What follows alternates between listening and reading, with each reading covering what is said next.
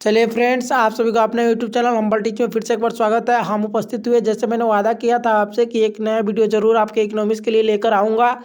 तो आज इकोनॉमिक्स का प्रथम सेट है, इसको आप लोग पूरी तरह से रट जाइएगा। अगर वीडियो पसंद आए तो वीडियो को लाइक और चैनल को सब्सक्राइब जरूर कीजिएगा।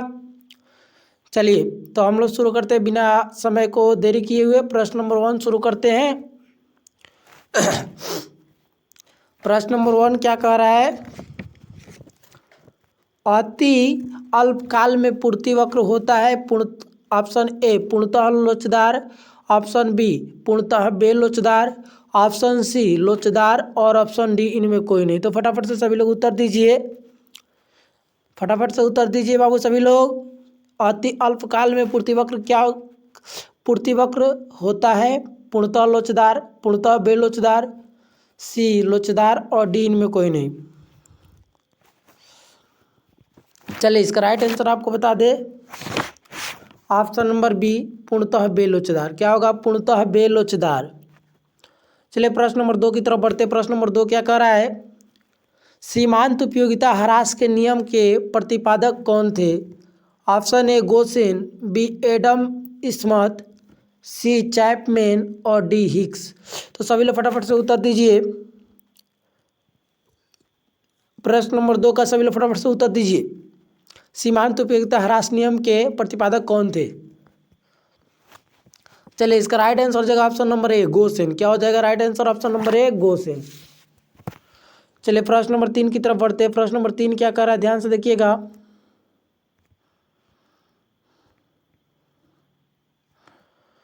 प्रश्न नंबर 3 कह रहा है स्थिर पूंजी का उपभोग क्या कहलाता है? स्थिर पूंजी का उपभोग क्या कहलाता है? ए पूंजी निर्माण, बी घिसावट व्यय और सी निवेश, डी इनमें सभी। तो फटाफट से सभी लोग उत्तर दीजिए। स्थिर पूंजी का उपभोग क्या कहलाता है? अर्थ हुआ कि जो पैसा मतलब पूंजी रखा हुआ गया है उसी का हम लोग उपभोग करें तो वो क्या कहलाता है? पूंजी निर्माण कहलाएगा या घिसावट व्यय कहलाएगा या निवेश कहलाएगा? इनमें सभी कहलाएगा। तो फटाफट से आप लोग उत्तर दीजिए। तो आपको बता दें इसका राइट आंसर हो जाएगा option number C. Right answer क्या हो जाएगा? ऑप्शन नंबर सी निवेश कहलाता है। क्या कहलाता है? निवेश।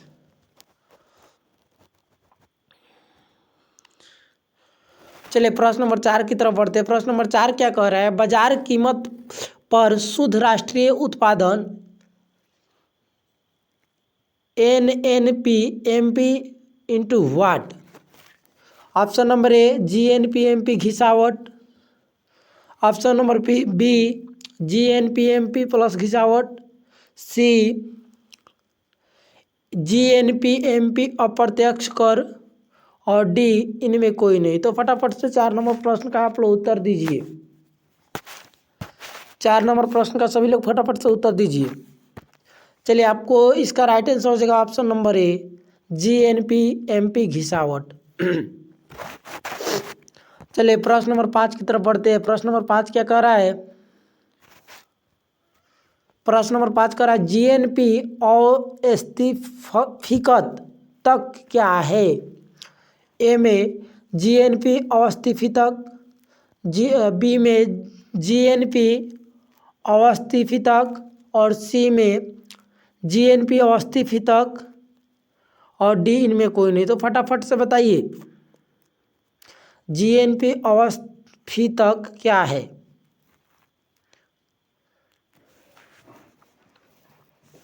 चलिए इसका भी राइट आंसर आपको बता दें। तो प्रश्न नंबर 5 का राइट आंसर हो जाएगा option number A. Option number A GNP अवस्थितिक। चलिए प्रश्न नंबर 6 की तरफ बढ़ते हैं। प्रश्न नंबर 6 क्या कर रहा है? ध्यान दीजिएगा। प्रश्न नंबर 6 कह रहा है माइक्रोज निम्न में से कौन सी भाषा का है? माइक्रोज निम्न में से कौन सी भाषा का है? ए अरबी, बी ग्रीक, सी जर्मन, डी अंग्रेजी। तो फटाफट से 100 नंबर प्रश्न का उत्तर सभी लोग दीजिए। माइक्रोज निम्न में से कौन भाषा का है? अरबी, ग्रीक, जर्मन, अंग्रेजी। 6 नंबर प्रश्न का सभी लोग फटाफट से उत्तर दीजिए। चलिए तो आपको जानकारी के लिए बता दें कि इसका राइट आंसर हो जाएगा ऑप्शन नंबर बी ग्रीक। क्या हो जाएगा? Option number B Greek. इसको याद कर लीजिएगा पूरी तरह से। राइट आंसर हो जाएगा ऑप्शन नंबर बी ग्रीक। चलिए प्रश्न नंबर 7 की तरफ बढ़ते हैं। प्रश्न नंबर 7 क्या कह रहा है, ध्यान दीजिएगा। प्रश्न नंबर 7 कह रहा है आर्थिक क्रियाओं के अध्ययन के संदर्भ में अर्थशास्त्र को व्यशिष्ट और समशिष्ट की शाखाओं में किसने विभाजित किया। ए मार्शल, बी रिकार्डो, सी रैगनर फ्रीस और डी इनमें कोई नहीं। तो 7 नंबर प्रश्न का सभी लोग फटाफट से उत्तर दीजिएगा।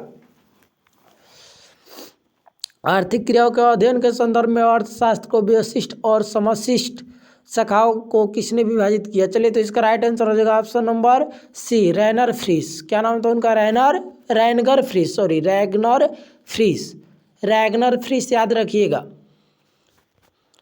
चलिए प्रश्न नंबर 8 की तरफ बढ़ते हैं। प्रश्न नंबर 8 क्या कर रहा है देखिएगा। प्रश्न नंबर 8 कह रहा है किस और अर्थव्यवस्था में कीमत यंत्र के आधार पर निर्णय लिए जाते हैं। किस अर्थव्यवस्था में कीमत यंत्र के आधार पर निर्णय लिए जाते हैं। ए समाजवादी, बी पूंजीवादी, सी मिश्रित और डी इनमें कोई नहीं। तो फटाफट से सभी लोग उत्तर दीजिए। तो इसका 8 नंबर प्रश्न का फटाफट से उत्तर दीजिए। चलिए तो आपको जानकारी के लिए बता दें कि 8 नंबर प्रश्न का जो राइट आंसर हो जाएगा ऑप्शन नंबर बी पूंजीवादी। राइट आंसर क्या हो जाएगा ऑप्शन नंबर बी पूंजीवादी। चलिए प्रश्न नंबर 9 की तरफ बढ़ते हैं। प्रश्न नंबर 9 क्या कह रहा है, ध्यान दीजिएगा।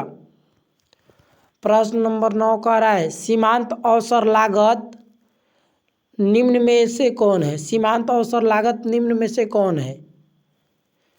देखिए यहाँ पे इसका आंसर में अटक गया है, इसीलिए इसको हम क्वेश्चन को छोड़ते हैं। आप लोग को अगर आंसर पता हो तो कमेंट बॉक्स में जरूर डालिएगा।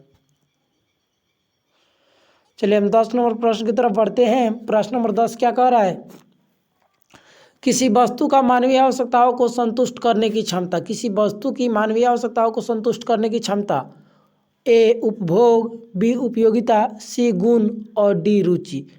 मतलब किसी वस्तु को मानवीय आवश्यकताओं को संतुष्ट करने की क्षमता को क्या कहते हैं, उपभोग कहते हैं, उपयोगिता कहते हैं, गुण कहते हैं, रुचि कहते हैं। 10 नंबर प्रश्न का सभी लोग फटाफट से उत्तर दीजिए।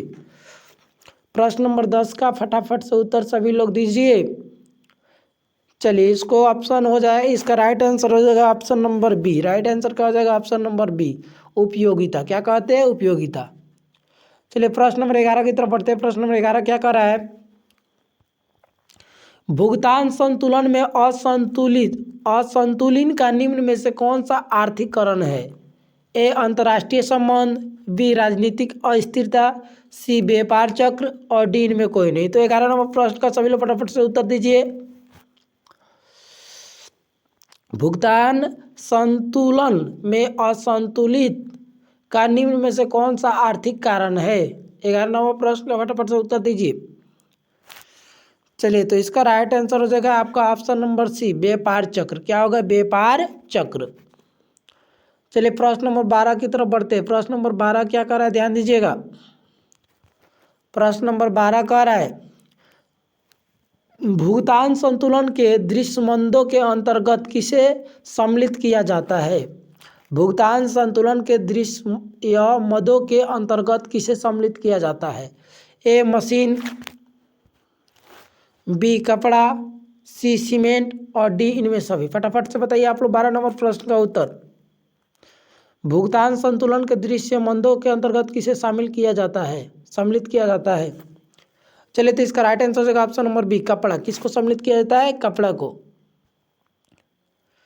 चलिए प्रश्न नंबर हम लोग 13 की तरफ बढ़ते हैं। प्रश्न नंबर 13 क्या कह रहा है प्रश्न नंबर 13 कह रहा है निम्न में से कौन पूंजी खाते में नहीं आता। निम्न में से कौन पूंजी खाते में नहीं आता। ए सरकारी सौदे, बी प्रत्यक्ष निवेश, सी एक पक्षीय अंतराण और डी इनमें कोई नहीं। तो फटाफट से 13 नंबर प्रश्न का आप लोग उत्तर दीजिए। 13 नंबर प्रश्न का बाबू सभी लोग उत्तर दीजिए फटाफट से। कौन सी पूंजी खाते में नहीं आता।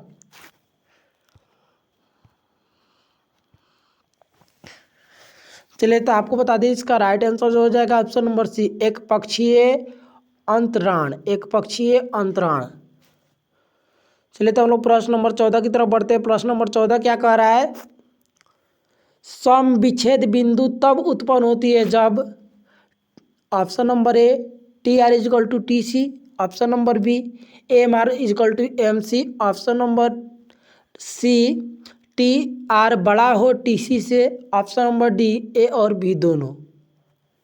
तो 14 नंबर प्रश्न का सभी लोग फटाफट से उत्तर दीजिए। चलिए तो आपको बता दें जानकारी के लिए कि इसका राइट आंसर हो जाएगा option number A T R equal to T C. T R equal to T C, जब मतलब टी आर टी सी के बराबर हो।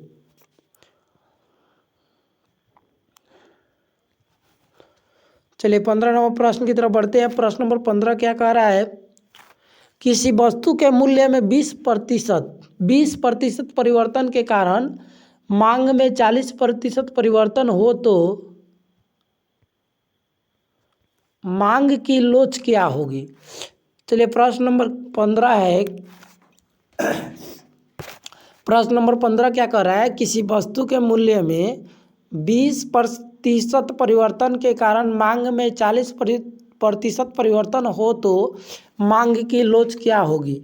Option A 0.5, option B 2, option C A और ऑप्शन डी 2.5। तो फटाफट से 15 नंबर प्रश्न का सभी लोग उत्तर दीजिए।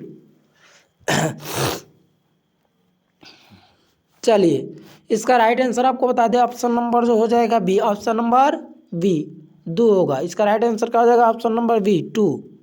अगर किसी वस्तु के मूल्य में 20% परिवर्तन के कारण 40% परिवर्तन हो तो मांग की लोच दू होगा। चलिए प्रश्न नंबर हम लोग बढ़ते हैं 16 की तरफ। 16 नंबर प्रश्न क्या कह रहा है? ध्यान दीजिएगा सभी लोग। 16 नंबर प्रश्न कह रहा है कृषि पदार्थों का न्यूनतम समर्थन मूल्य क्या है? कृषि पदार्थों का न्यूनतम समर्थन मूल्य क्या है? ए कीमत का उच्चतम सीमा, बी कीमत का निम्नतम सीमा, सी ए और बी दोनों और डी इनमें कोई नहीं। तो 16 का फटाफट से आप लोग उत्तर दीजिए कि कृषि पदार्थों का न्यूनतम समर्थन मूल्य क्या है। फटाफट से बाबू आंसर दीजिए।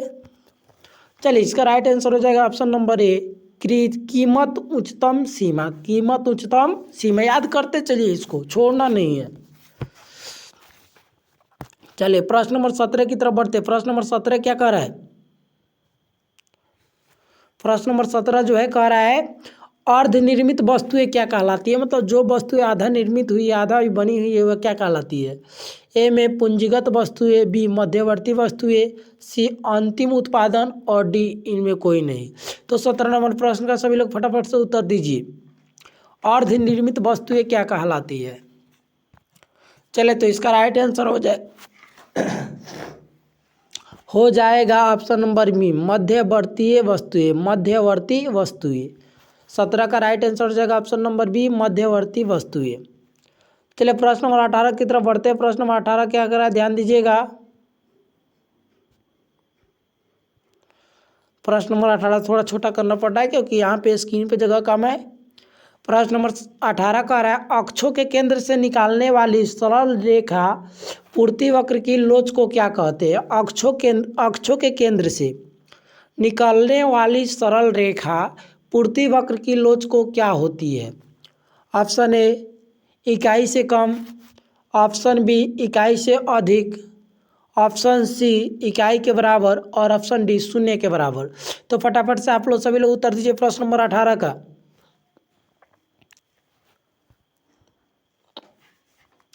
चलिए इसका राइट आंसर हो जाएगा ऑप्शन नंबर सी इकाई के बराबर। ऑप्शन नंबर सी इकाई के बराबर।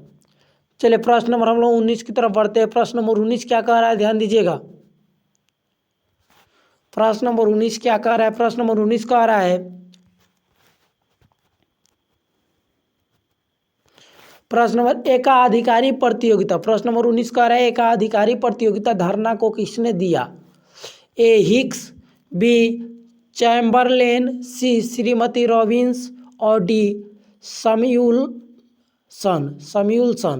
तो 19 नंबर प्रश्न का सभी लोग फटाफट से उत्तर दीजिएगा।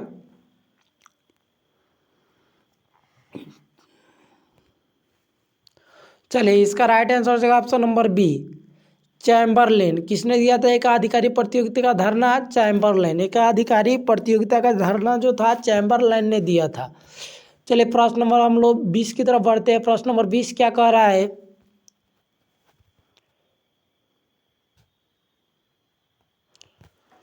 ध्यान दीजिए, प्रश्न नंबर 20 कह रहा है किसी बाजार में फर्म की मांग वक्र पूर्ण लोचदार होता है। ए प्रतियोगिता पूर्ण प्रतियोगिता, बी एकाधिकार, सी एकाधिकार प्रतियोगिता और डी अल्पाधिकार। किस बाजार में फर्म की मांग वक्र पूर्ण लोचदार होता है? पूर्ण प्रतियोगिता में, एकाधिकार में, सी एकाधिकारी प्रतियोगिता में और डी अल्पकारी में। तो 20 नंबर प्रश्न का सभी लोग फटाफट से उत्तर दीजिए। यह प्रश्न जो है हर साल पूछा गया, 2020 में पूछा गया प्रश्न है। इसमें जितने भी हम लोग प्रश्न का हल कर रहे हैं सब प्रश्न जो है 2020 में पूछा गया प्रश्न है। चलिए तो आपकी जानकारी के लिए बता दें, इसका राइट आंसर हो जाएगा ऑप्शन नंबर ए पूर्ण प्रतियोगिता। क्या होगा? पूर्ण प्रतियोगिता। चलिए हम लोग बढ़ते हैं 21 नंबर प्रश्न की तरफ। 21 नंबर प्रश्न क्या कह रहा है? ध्यान दीजिएगा। 21 नंबर प्रश्न कह रहा है निम्न में कौन सा साख नियंत्रण का गुणात्मक विधि है? ए बैंकों को नगद रिजर्व अनुपात में परिवर्तन, बी जो है कह रहे उपभोक्ता साख का नियंत्रण, सी खुले बाजार का कार्यक्रम और डी बैंक दर में परिवर्तन। तो सब फटाफट से आप लोग उत्तर दीजिए। निम्न में कौन साख नियंत्रण की गुणात्मक विधि है? ए बैंकों को नगद रिजर्व अनुपात में परिवर्तन, बी उपभोक्ता साख का नियंत्रण, सी खुले बाजार का कार्यक्रम और डी बैंक दर में परिवर्तन। तो सभी लोग प्रश्न नंबर 21 का फटाफट से उत्तर दीजिए। प्रश्न नंबर 21 का फटाफट से उत्तर दीजिए, क्या होगा? चलिए तो आपको इसका राइट आंसर बता दें, ऑप्शन नंबर बी होगा। ऑप्शन नंबर बी उपभोक्ता साख का नियंत्रण, उपभोक्ता साख का नियंत्रण। चलिए हम 22 नंबर प्रश्न की तरफ बढ़ते हैं। 22 नंबर प्रश्न क्या कह रहा है? कह रहा है भारत में 1 रुपया का नोट जारी करता है। भारत में 1 रुपया का नोट मतलब कौन जारी करता है? ए भारतीय रिजर्व बैंक, बी भारतीय सरकार एवं वित्त मंत्रालय, सी भारतीय स्टेट बैंक और डी इनमें कोई नहीं। तो फटाफट से 22 नंबर प्रश्न का उत्तर दीजिए। भारत में 1 रुपया का नोट कौन जारी करता है? चलिए तो इसको आपका राइट आंसर हो जाएगा ऑप्शन नंबर बी भारत सरकार एवं वित्त मंत्रालय। भारत सरकार एवं वित्त मंत्रालय। चलिए 23 नंबर प्रश्न की तरफ बढ़ते हैं। प्रश्न नंबर 23 क्या कह रहा है? राजकोषीय नीति के अंतर्गत किसे शामिल किया जाता है? राजकोषीय नीति के अंतर्गत किसे शामिल किया जाता है?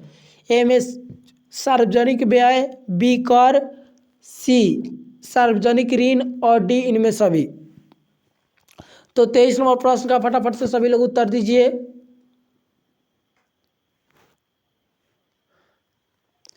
राजकोषीय नीति के अंतर्गत किसे शामिल किया जाता है? ए सार्वजनिक व्यय, बी कर, सी सार्वजनिक ऋण और डी इनमें सभी। तो 23 नंबर प्रश्न का फटाफट से उत्तर दीजिए। चलिए इसका राइट आंसर हो जाएगा ऑप्शन नंबर डी इनमें सभी। प्रश्न नंबर 24 की तरफ हम लोग बढ़ते हैं। प्रश्न नंबर 24 क्या कह रहा है? ध्यान दीजिएगा बाबू। प्रश्न नंबर 24 कह रहा है निम्नलिखित में से कौन सी राजस्व प्राप्ति नहीं है? ए में ऋणों की वसूली, बी विदेशी अनुदान, सी सार्वजनिक उपक्रमों का लाभ और डी संपत्ति कर। तो 24 नंबर प्रश्न का सभी लोग फटाफट से उत्तर दीजिए। तो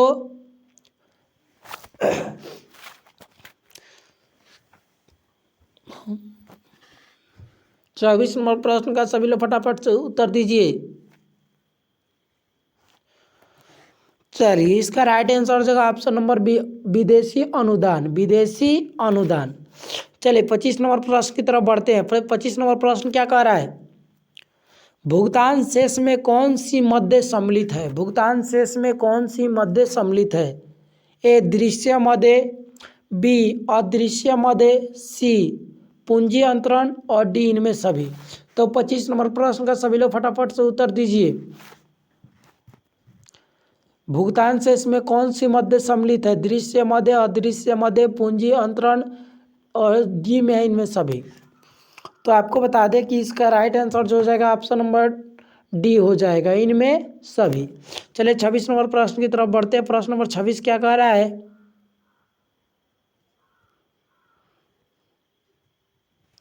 प्रश्न नंबर 26 का आ रहा है अस्फीतिक अंतराल माप बताता है। ए न्यून मांग की, बी अधिक मांग की, सी पूर्ण रोजगार की और डी इनमें से कोई नहीं। तो फटाफट से 26 नंबर प्रश्न का उत्तर दीजिए। 26 नंबर प्रश्न का उत्तर दीजिए। चलिए तो आपको बता दें इसका राइट आंसर हो जाएगा ऑप्शन नंबर बी अधिक मांग की। चलिए 27 नंबर प्रश्न की तरफ बढ़ते हैं। प्रश्न नंबर 27 क्या कर रहा है, ध्यान दीजिएगा यहाँ पे। 27 नंबर प्रश्न जो है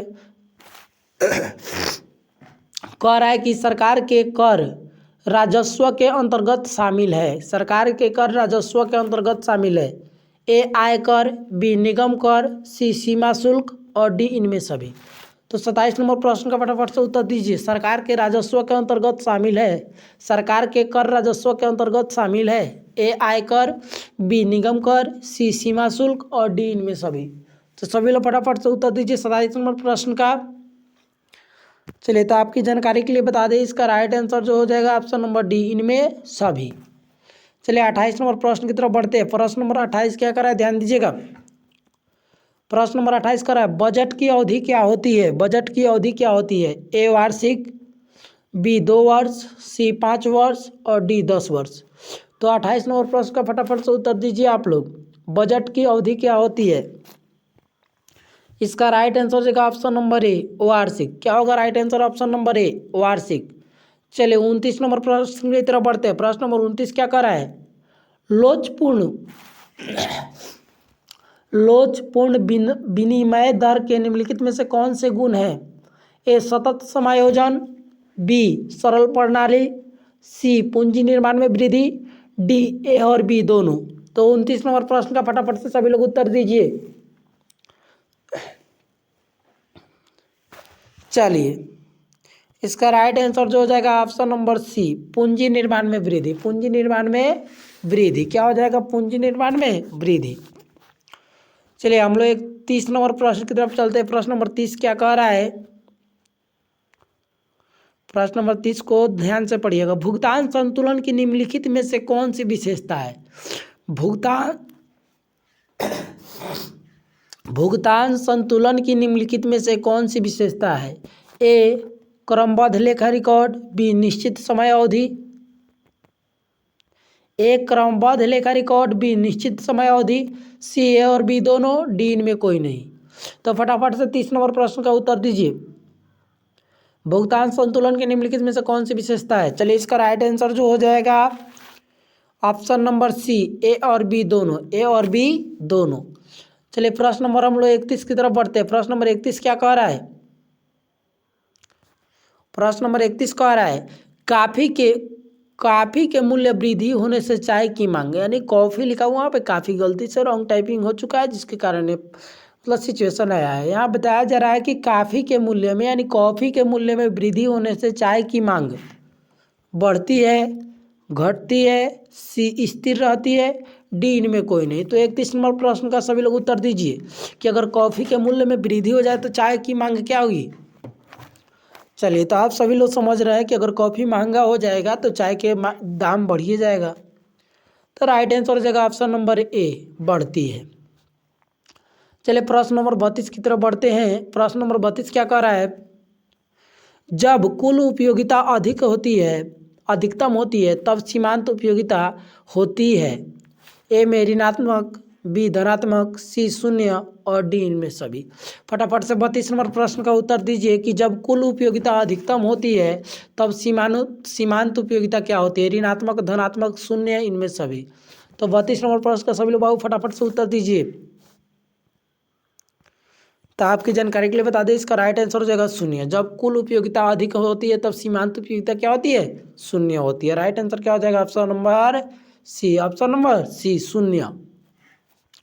चलिए 33 नंबर प्रश्न की तरफ बढ़ते हैं। प्रश्न नंबर 33 क्या कह रहा है, ध्यान दीजिएगा। 33 नंबर प्रश्न कह रहा है सापेक्ष लोचदार मांग को व्यक्त करती है। ए त्रिभुज क्यू बटा क्यू बड़ा है त्रिभुज पी बटा पी से, बी त्रिभुज पी बटा पी बड़ा है त्रिभुज क्यू बटा क्यू से ऑप्शन नंबर सी त्रिभुज पी बटा पी इजक्वल टू त्रिभुज क्यू बटा क्यू, और डी इनमें कोई नहीं। तो 33 नंबर प्रश्न का सभी लोग फटाफट से उत्तर दीजिए।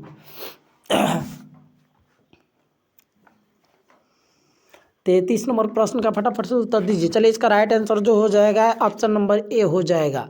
त्रिभुज क्यू बटा क्यू बड़ा है त्रिभुज पी बटा पी से। चलो हम लोग 34 नंबर प्रश्न की तरफ बढ़ते हैं। प्रश्न नंबर 34 क्या कह रहा है, जब औसत उत्पादन को एपी कहते हैं अधिकतम होता है तब सीमांत उत्पादन अर्थात एमपी होता है। ऑप्शन ए औसत उत्पादन के समान होता है, बी औसत उत्पादन से कम होता है, सी औसत उत्पादन से अधिक होता है, और डी इनमें सभी। तो फटाफट से 34 नंबर प्रश्न का आप लोग उत्तर दीजिए, समय कम है। चलिए इसका राइट आंसर जो हो जाएगा आपका option number A. Option number ए औसत उत्पादन के समान होता है। चलिए हम लोग बढ़ते हैं प्रश्न नंबर जो है 35 की तरफ। प्रश्न नंबर 35 क्या कर रहा है, अवसर लागत क्या है। अवसर लागत क्या है। ऑप्शन ए वह विकल्प जिसका परित्याग कर दिया गया। अवसर लागत क्या है, वह विकल्प जिसका परित्याग कर दिया गया। ऑप्शन बी खोया हुआ अवसर, ऑप्शन सी हस्तांतरण आय, और ऑप्शन डी इनमें सभी। तो 35 नंबर प्रश्न का बाबू फटाफट से सभी लोग उत्तर दीजिए। अवसर लागत क्या है, तो आपको बता दे वह विकल्प जिसका परित्याग कर दिया गया। इसका राइट आंसर हो जाएगा ऑप्शन नंबर ए, वह विकल्प जिसका परित्याग कर दिया गया।